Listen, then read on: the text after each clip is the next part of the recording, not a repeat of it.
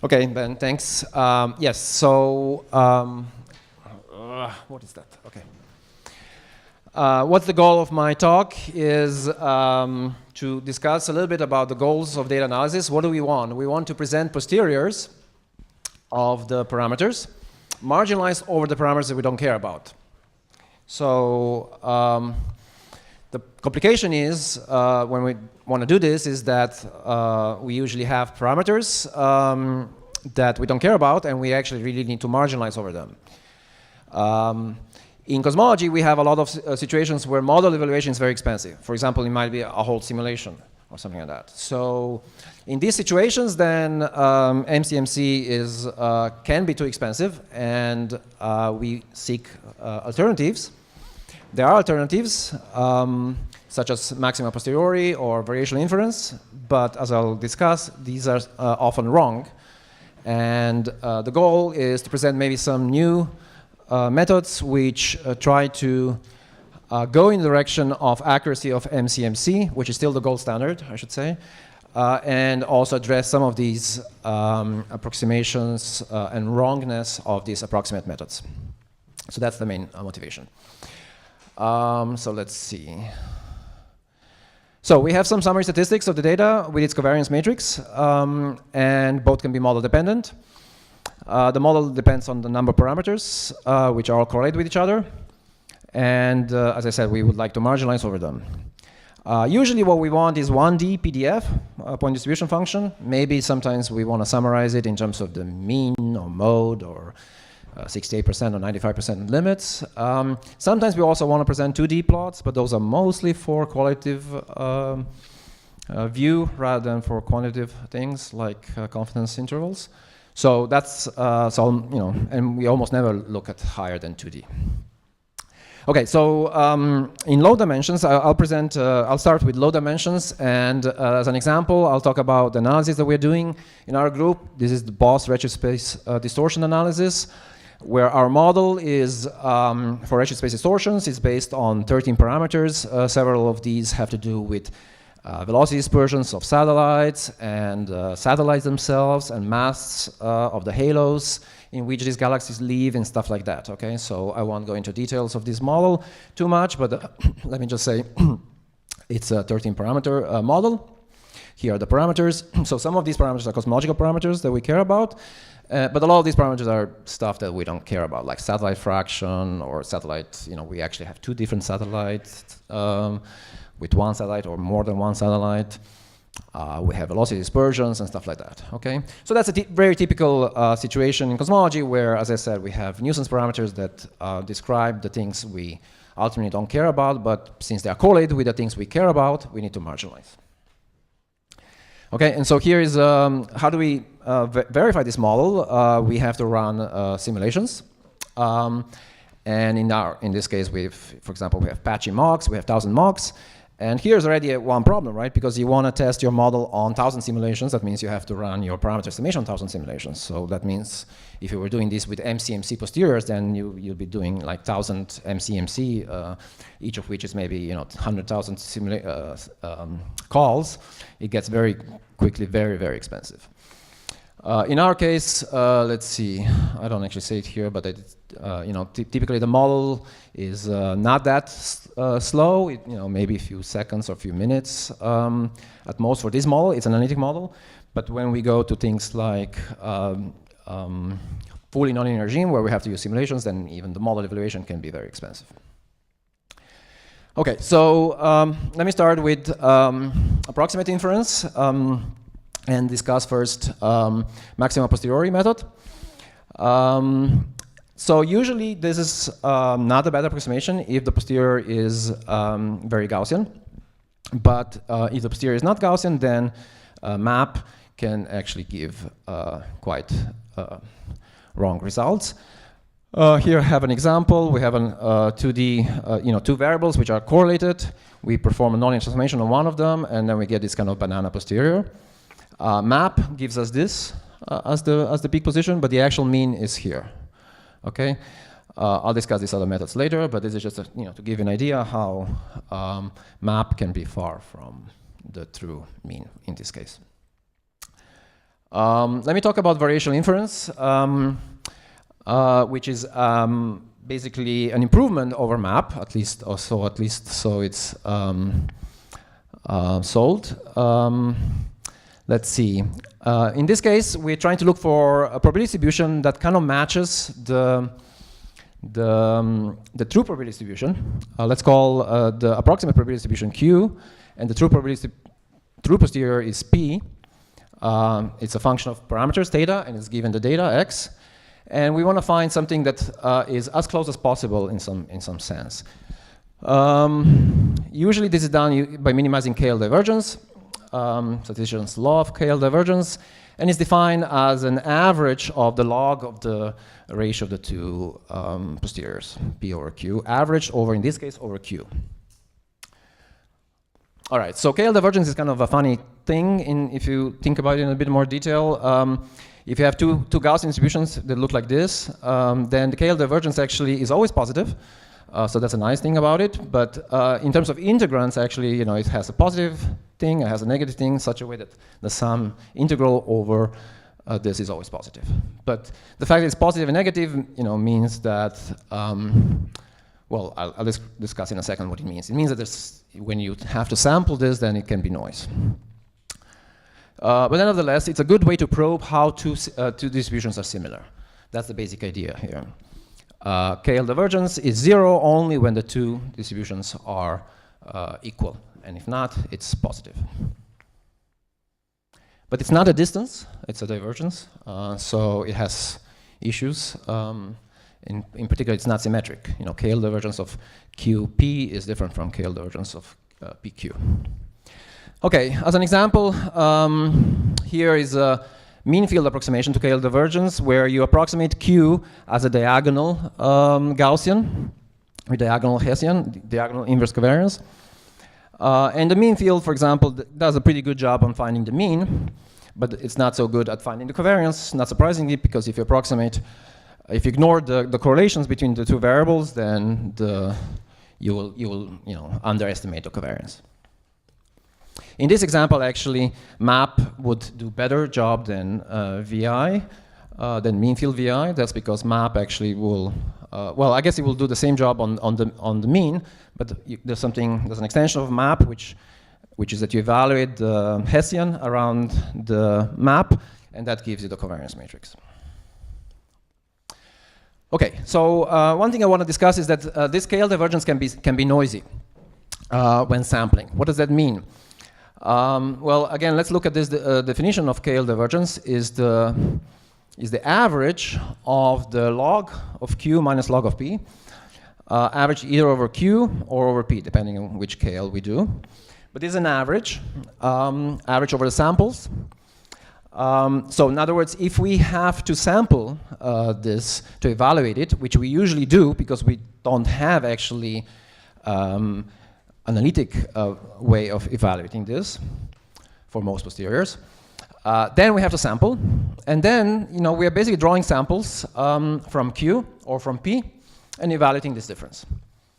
And then suppose, so this, for example, here's an example of KL of P given Q, and we are sampling from P and we are evaluating this thing, where I have approximated, for example, the Q as a Gaussian, multivariate Gaussian. Sorry, this is 1D case, actually, just 1D Gaussian. All right, so if we want to minimize now this with respect to the parameters that we want to determine, like the mean and the sigma, then we get this.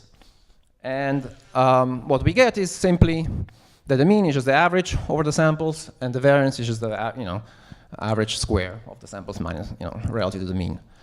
So in other words, this is a standard Monte Carlo method. So I haven't actually said here how do we get the samples from P. In fact, that's usually very difficult. In fact, we have to resort to MCMC methods to get that. But here I just wanted to say that this method will have sampling noise, and it converges as 1 over square root of number of samples, independent samples. So that's the usual Monte Carlo sampling. So that's KL divergence of PQ when it's drawn from samples. Now let me talk about VI, variational inference, or variational base, with sampling. This often goes the name of ADVI. So now we're talking about KL of Q given P, and now this is given by this expression. And now here, first of all, if you write it down, what it looks like this.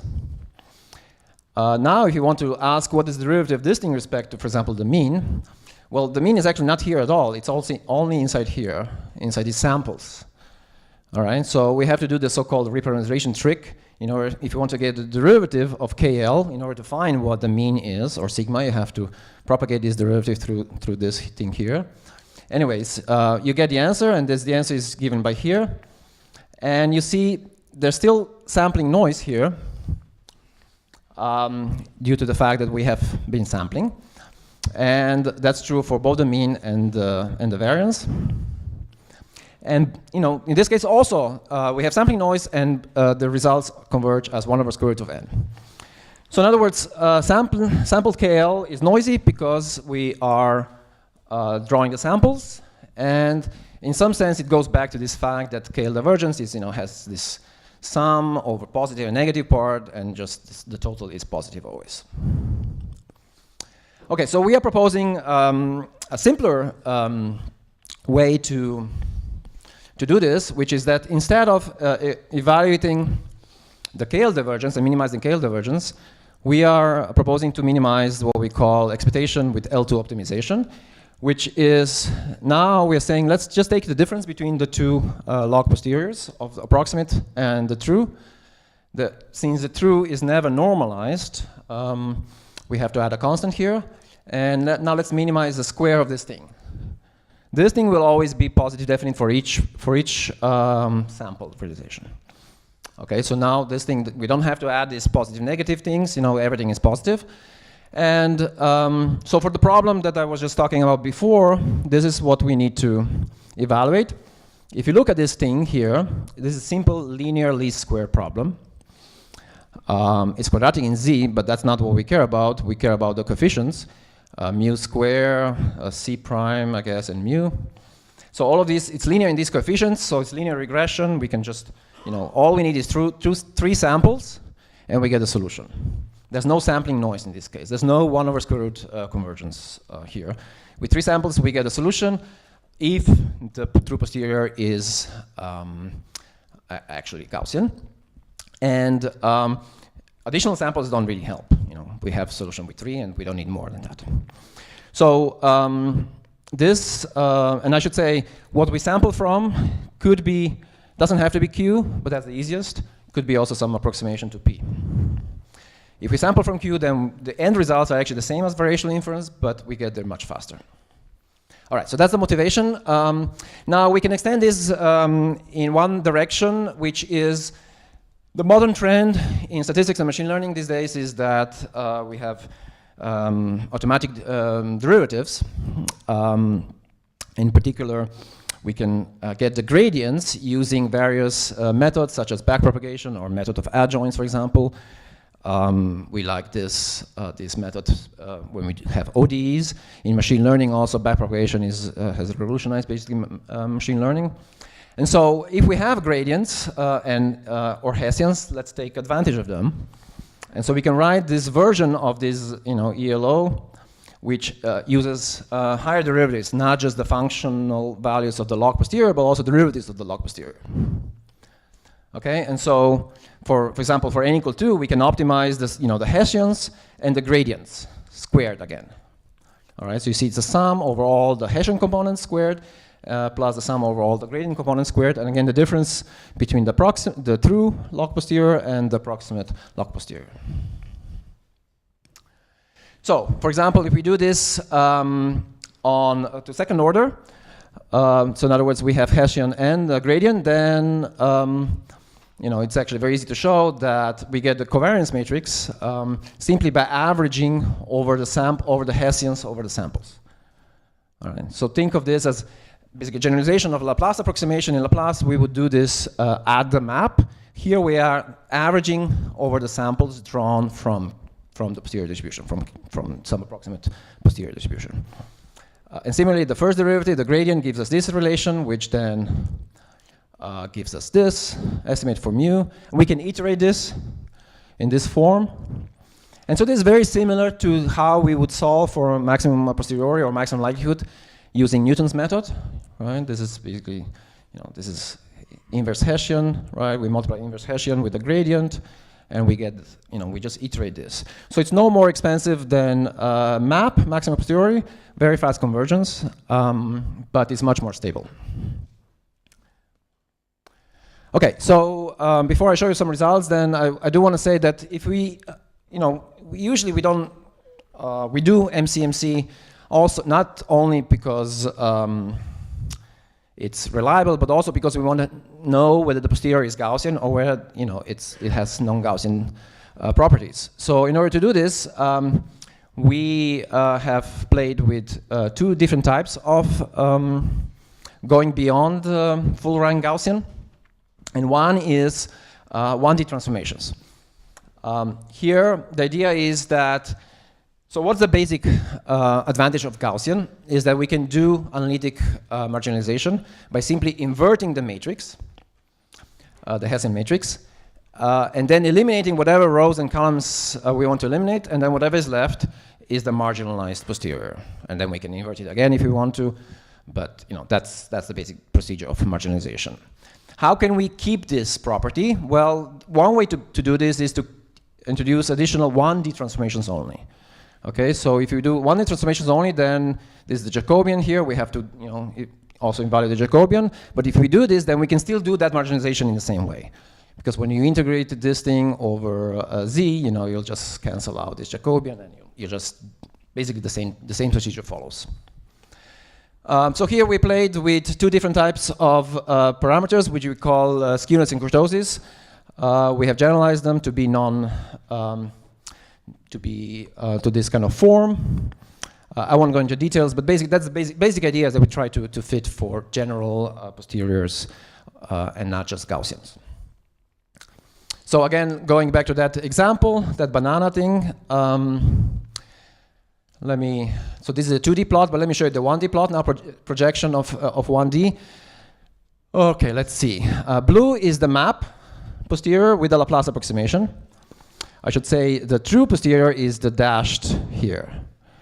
All right, so blue gets the right mode, right, the peak, but you see how narrow it is, and you see how wrong it is in terms of representing the full posterior. Mean field VI is this one, is the orange one here. You see this one here, it comes closer to the mean. This is the mean, but the shape is still wrong. Full rank VI is green. It actually gets a better mean, but definitely not better variance. And then finally, this is our final result with that nonlinear transformation with two additional parameters, and it fits the posterior perfectly.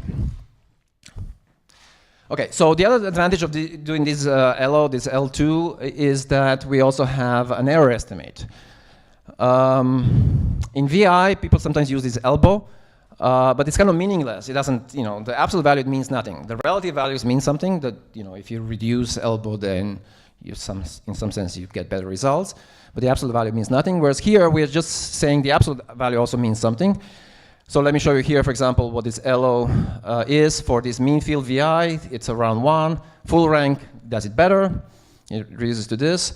And then this our final nonlinear LO gives us residuals which are 4.1. And you've seen on the previous plot, this one here, how well it does approximate the true posterior. So and this is I'm showing here as a function of number of iterations. Because as I said, we are iterating, so it's similar to MAP. We are iterating, but we are iterating and sampling at the same time. In this case, I forgot already, I think we have about 5 samples, and the number of iterations you see is here. So, results stabilize after, 10, let's say 10 calls. And so, after a few dozen calls, we have stable results. Okay, so that's one way to go beyond full rank Gaussian, and another way to go beyond full rank Gaussian is doing Gaussian mixtures. We heard a little bit about this already before, but the Gaussian mixtures would say, well, let's represent it as a Gaussian mixture. We can still add nonlinear transformation to the Gaussian mixture, to each Gaussian mixture component. And again, the thing I want to emphasize is that if we have a Hessian and a gradient, in some sense we have n square numbers that we get from every sample. So that's a lot more than just having the likelihood value at every sample. So let's see, in this example, here I'm showing some multimodal example. We have different starting points, and the optimization converges to a different minimum, local minimum, depending on the starting point. So what we do in this case, we simply, put a Gaussian, two Gaussian mixtures around the local minima, and in this case, I guess we get a very good result with just a few evaluations. So what is important, of course, if you have multiple minima, multimodal posteriors, it's important that you have different starting points. And so that optimization, it takes you to some minimum, and then you try to normalize different minima by using this procedure. Okay, so there is a question when people talk about KL divergences, KL, P versus Q, or KL QP. In other words, in this language, in the language that I'm talking about here, is the question, what do we sample from? And both samplings have some potential disadvantages. Let's see. Sampling from P is hard. We don't know the P. We would like to know what the posterior is. So we can't easily sample. We can sample using MCMC. But as we know, this can be expensive. There's a long correlation length between the samples and things like that, right? So this is expensive. However, if we can draw from P, then we only need to draw it once if we have fair samples, and then we can do the rest of optimization and whatever we're doing here just by using those samples. There's another disadvantage, which is there's no penalty when P is 0, but Q is greater than 0. This is so-called inclusive situation. So this is shown here. If we have P that looks like this, then the minimizing KL divergence in this case would give a fit that looks like this. You see, there's a Q is non-zero here. It's much larger than 0, but because P is 0 and we are sampling from P, we won't have these samples here at all. And that's why there's no penalty for this. If you sample from Q, then at least in low dimensions, it's much easier. We have a full rank Gaussian. We can do Clés decomposition, and we can sample from it very easily. However, as we iterate, as we change the full rank Gaussian, then of course the samples change. So that's the disadvantage. But all right, if we have only a few iterations, then it doesn't matter. Again, there's a penalty here. In this case, the penalty is when Q is 0, but P is greater than 0. That's so-called exclusive situation. So in this case, again, same P as here, but minimizing KL divergence would look like this. All right, and you notice there's a large difference here, and that's because Q doesn't know that there's this P here, and P is not normalized anyways, and so Q will actually just do this. So that's a danger here. That, to some extent, that's always the case, that if there are multimodal solutions and there's a second mode that we don't know about, well, there's not much we can do, right? But in general, I guess the message here is that if one is worried about these kind of situations, then maybe one needs to sample from both Q and P and somehow average those samples. In our experience, usually Q converges to P. So we don't, especially, and in some sense, our method is different in the sense that we literally demand that the residual is small. If the residual is not small, then we have to do something better. Add nonlinear transformations, add multimodal components, or something like that. Okay, so all right, Hessian. I mentioned that we gain a lot if we have a Hessian. Now, for the nonlinear squares, there's so-called Gauss-Newton approximation. If you have nonlinear squares, it's a situation where you have model minus the data, inverse noise weighted, and maybe we have a prior. If we take a gradient, okay, we get something. But if we take a Hessian, we can get something like this. And I've dropped the second order derivative term because that second order derivative term is often oscillating around 0, especially if the fit is good. And we can drop it. So that's the so-called Gauss-Newton approximation. The advantage of this is that all we need in this case is a gradient of the model, f. And we get not only n numbers from the gradient of L, but also n square over 2 numbers from the Hessian. So we get a very large number of constraints simply by adding the gradient. So this is, again, goes back to this statement that if you can do analytic derivatives, it's always helpful. In this case, even more helpful because you also get Hessian for free. It's not perfect Hessian because it's under the Gauss-Newton approximation, but usually it's actually good enough. And we got, we had very good results using this kind of Gauss-Newton approximation. Okay, so back to this SDSS analysis.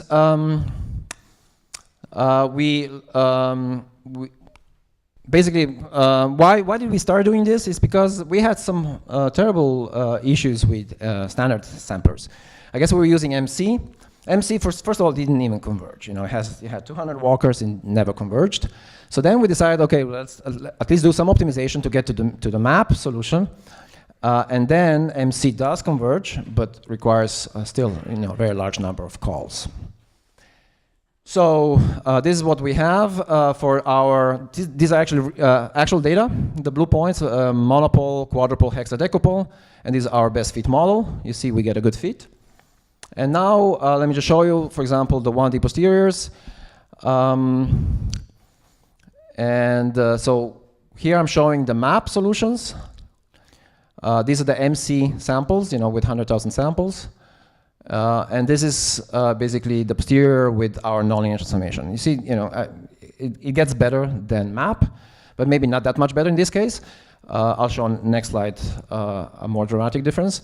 I do want to mention, by the way, that we are getting F sigma 8 error or combined error of 2.8%, which is a lot smaller error than what previous analyses have done. That's because we go to higher k of 0.4. And in terms of comparison to Planck, I guess it's in reasonably good agreement. Okay, so going back to what I was talking about, so what we have noticed is that MAP often actually is off compared to MCMC, like in this case here. And that's because there's a lot of small-scale noise. MAP gets just stuck somewhere. And when you average over these samples that I was talking about, then we actually get much better posteriors. And they are, in general, very consistent with sampling. Okay, so, all right, let me skip this. So what are the limitations of this approach? As I said, this is low-dimensional approach. We have to do this Koleski decomposition of a full rank matrix, and so when we go to higher dimensions, let's say thousands or millions of dimensions, we can no longer do this. That's one limitation. The other limitation is it works best for these nonlinear transformations which are bijective. Sometimes we have situations which are non-bijective, and in particular when the off-diagonal Hessian changes sign, it's a functional position and it changes sign, then we know we cannot handle this with bijective mappings on top of some multivariate Gaussian. And Gaussian mixture still can do this, and that's a very brute force approach that works. But let me address now these two issues, high dimensionality and non-bijective, and I guess a strongly varying Hessian matrix, and with a different approach. But first I want to just mention, in high dimensions, MAP can be very, very biased. I won't go into all of this, but let me just, it's kind of obvious to see from this. This is a log posterior of something where we have modes and we have the power spectrum, let's call, and now we ask, well, if you do simultaneous map of both the modes and S, then you get the solution, then you get this solution. Okay, everything is driven to 0. That's not surprising because log determinant of 0 is driven to minus infinity. All right, and so as long as S squared divided by S is not compensating for this, then this is the solution. So this is a global minimum. It's obviously wrong. And so this is, again, this caution that we cannot just blindly use approximate methods like MAP in high dimensions. Similarly, it's true for mean field variational inference. We can also show examples how it's, gives completely wrong answers. And full rank variational inference also gives not wrong means. It typically gives correct means, but it gives wrong variances. Okay, let me show you an example, so-called Neyman-Scott example. This is a very simple example. You have 100, in this case 100 experiments. You only measure two numbers. You want to determine the mean and the variance. The variance is shared across the experiments. The means are local to each experiment. So we have 100 means and 1 variance. And so here's an example. We draw these points. We have two measurements. That's the mean. We're trying to estimate the variance from this difference. If you go with the maximum likelihood estimator to this, you get this. And it turns out this answer is wrong by a factor of 2. So we tried this using sampling. And MC had really, really hard time solving this problem.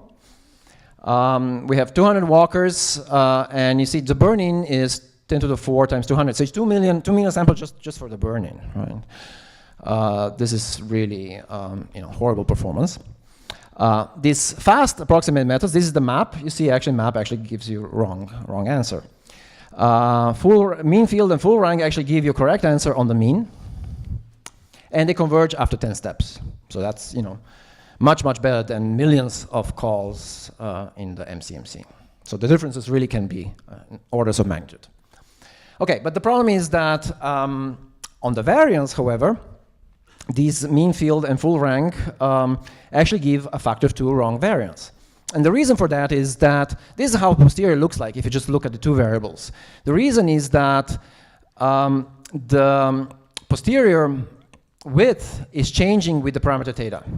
Now it's opening up. So the Hessian is changing as we go from here to here. You see, it's getting wider and wider here. And also, if you're here, for example, the Hessian is pointing in this direction. Here it's kind of diagonal. Here it's pointing in this direction. So Hessian is also changing across this map. And this is not something that, as I mentioned, can be handled with those methods that I mentioned before.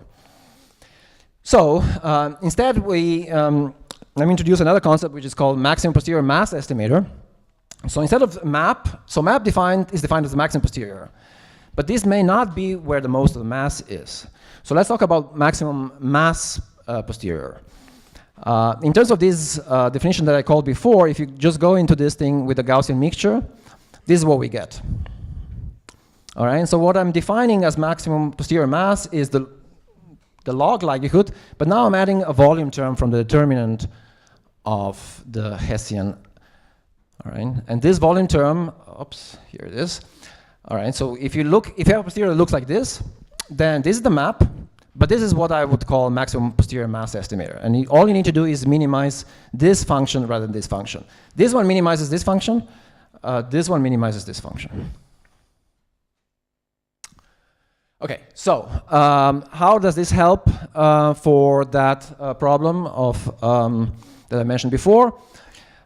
In this case, let's consider this maximum posterior mass estimator as a function of theta. All right, what is happening is this volume here is changing as we vary theta. Here it's small and here is large.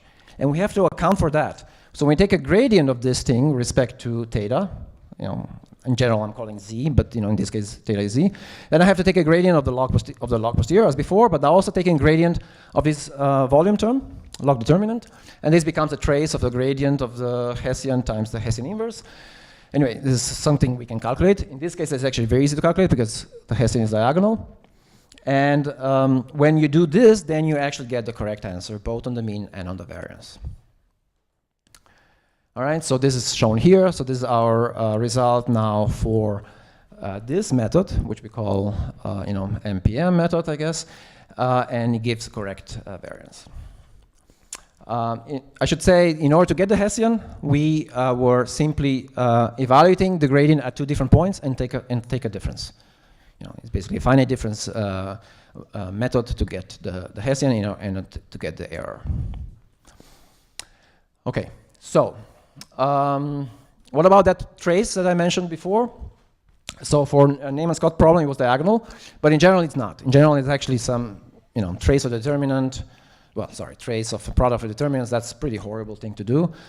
And so what we are proposing is for linear problems is to just run a simulation and evaluate this trace in the following method. We said the gradient of this NPM is given by this thing, and it should be 0 at the correct model.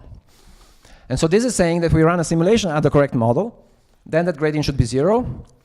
But this is now the gradient minus some other term. So what we're saying is therefore that this trace that I mentioned before is just this term.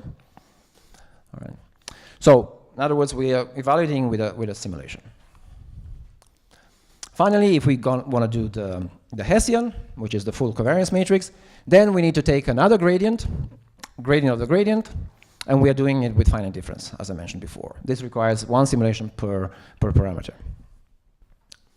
Okay, so this is the method we used last year when we were doing cosmology power spectrum reconstruction, and that's why I wanted to go into a bit more detail what we're actually doing there. I should mention this Hessian can be computed using the same seed, random seed, and this significantly reduces the noise. And that, I think, is also one of the advantages of this method. Okay, so let's see, how am I doing? Okay, let me just quickly then show the application to the cosmology problem. So we are trying to do the full information extraction of nonlinear data, nonlinear large-scale structure. In order to do this, we need to have, first of all, a forward model. In this case, we're using fast PM simulation, which has only few steps, 5 to 10 steps, and then we want to do what we want to do is we want to marginalize all the latent variables and get the summary statistics. In this case, for example, I'll talk about the power spectrum. Forward model is a combination of the simulation and if we have galaxies, we have to add, for example, friends of friends or something like that to get halos. All right, and this is a plot from Chirag's paper. And basic idea is here are the initial conditions, Gaussian. This is dark matter today. So this part is uses simulation, and this part here uses, I guess, friends of friends halo finder. How do we find? So remember what I said.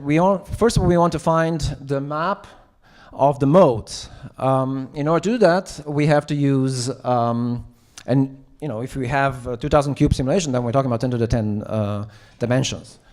So the way to do this is you take a gradient of the loss function here with respect to the initial modes.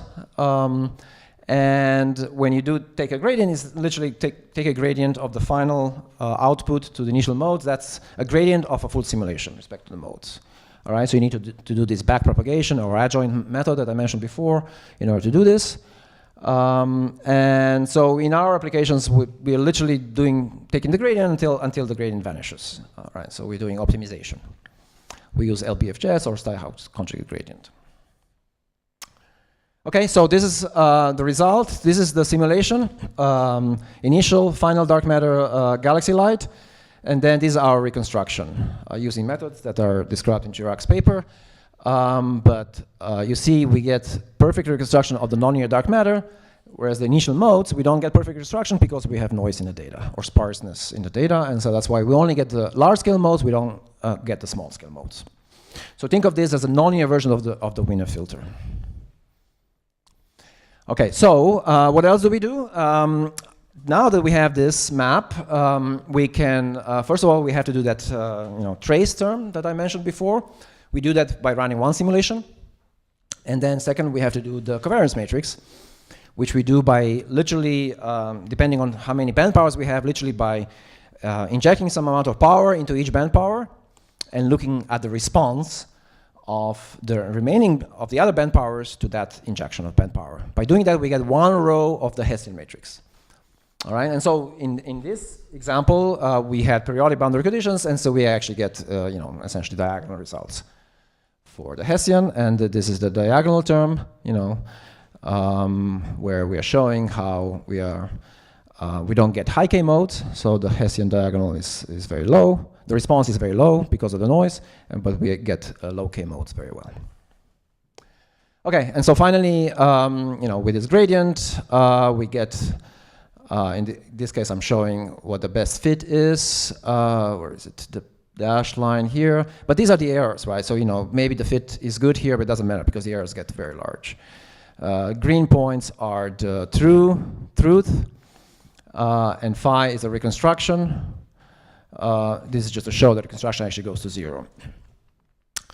Okay, so yeah, right. So the other thing is this is the linear theory here, and the idea of this plot here is to show that we are, and this one here is nonlinear damping, and so the point is that the reconstruction is kind of following the linear theory here.